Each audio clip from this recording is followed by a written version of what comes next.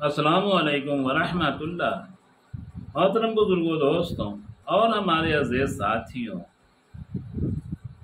नमाज कितनी अहमियत रखती है और उसकी अज़मत क्या है। नमाज पढ़ने वालों को अल्लाह ताला क्या अता फरमाते हैं, या फिर अल्लाह ताला को अपने सजदा और रुकू करने वाले बंदों से कैसी खुशी होती है कि हमें बताया गया है कि अल्लाह ताला के ख़जाने से बराह रास्त लेना नमाज के ज़रिए ही मुमकिन है। और अल्लाह और बहुत सारे ऐसे रवायत है और बहुत सारे वाक़या ऐसा देखा गया कि नमाज के ज़रिए से अल्लाह के बंदों ने अल्लाह से बराह रास्त अपनी ख्वाहिश, अपनी ज़रूरतों की चीज़ों को उतरवा लिया अल्लाह के ख़जाने से। यह है नमाज।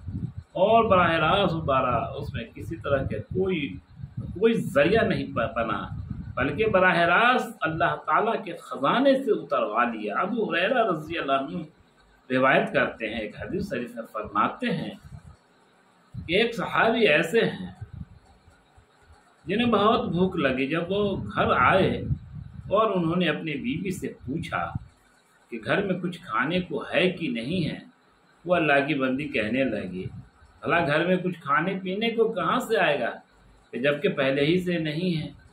उस फ़ख्र व फाका को देखकर वो बंदा बाहर निकल आया और उसने नमाज़ें पढ़ी और अल्लाह ताला से उसने फरियाद किया कि अल्लाह खाने का उसे कोई उपाय कर दे। और इधर बीवी अल्लाह की बंदी भी अपना चूल्हा चक्की ठीक करने लगी कि अगर और तो अल्लाह के ख़जाने पे इतनी उम्मीद थी, अल्लाह के ज़ात से इतनी उम्मीद थी कि वो चक्की अपनी ठीक करने लगी कि अगर कोई अनाज आता है तो उसको वो पीसेगी। और फिर वो चूल्हा चक्की भी ठीक करने लगी कि अगर आटा मिल गया तो वो रोटी बनाएगी। लिहाजा अंदर में वो भी दुआ करके अल्लाह से मांग रही थी।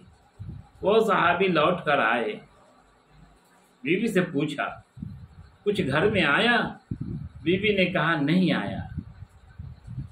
फिर वो मस्जिद की तरफ गए और फिर मस्जिद में उन्होंने नमाज अदा की और फिर नमाज अदा करके अल्लाह ताला से रिज़्क़ मांगा, रोटियां मांगी, रोज़ियां मांगी। फिर घर आए, फिर बीवी से पूछा, फिर बीवी ने कहा नहीं है कुछ, घर में कुछ भी नहीं आया। फिर वो गए और मस्जिद में नमाज अदा की, फिर रोते रहे, अल्लाह से कहते रहे। लौट कर आए तो बीवी ने कहा अभी घर में कुछ भी नहीं आया है। लिहाजा इस तरह वो जाते रहे, नमाज अदा करते रहे और अच्छी से अच्छी नमाज पढ़कर कोशिश करते रहे कि अल्लाह को अपने राज़ी कर लें और अल्लाह के ख़जाने से उतरवा लें। लिहाजा ऐसा हुआ कि जब वो एक बार लौट कर आए तो क्या देखते हैं कि चक्की खुद ब खुद चल रही है और आटे उसमें से निकल रहे हैं। वाह सुभान अल्लाह, कितना बेहतरीन नज़ारा रहा होगा और कितना शौक जज्बे से वो सहाबी खुशी से उछल गए होंगे कि उनकी नमाजों को अल्लाह ने कबूल कर लिया और बराह रास्त अपने ख़जाने से अता फरमा दिया। और वो क्या देखते हैं कि बीवी घर के सारे बर्तनों में आटा भर चुकी है। अब तो उनके पास कोई बर्तन भी नहीं था आटा रखने के लिए, और वो चक्कियाँ चल रही थी, आटे निकल रहे थे। उनको ख्याल आया कि अच्छा ये आटा आता कहाँ से है, जा चक्कियों को उठा कर देखें। चक्की की चारों तरफ चक्कियों में से आटे गिर रहे थे और चक्कियाँ चल रही थी। जब वो आगे आए और उन्होंने चक्कियों को उठाया तो उठाते ही चक्कियाँ चलना बंद हो गई, आटे निकलने भी बंद हो गए। इस वाक़या को हुज़ूर सल्लल्लाहु अलैहि वसल्लम के पास वो सहाबी पहुँचे और फरमाया कि अल्लाह के रसूल सल्लल्लाहु अलैहि वसल्लम, जो कुछ हुआ था सारी बातों को उन्होंने आप सल्लल्लाहु अलैहि वसल्लम से इरशाद फरमा दिया। फिर उन्होंने बताया कि मैंने चक्की उठाकर देखी کہ کہاں سے چکی چل رہی ہے اور کہاں سے آٹے آ رہے ہیں۔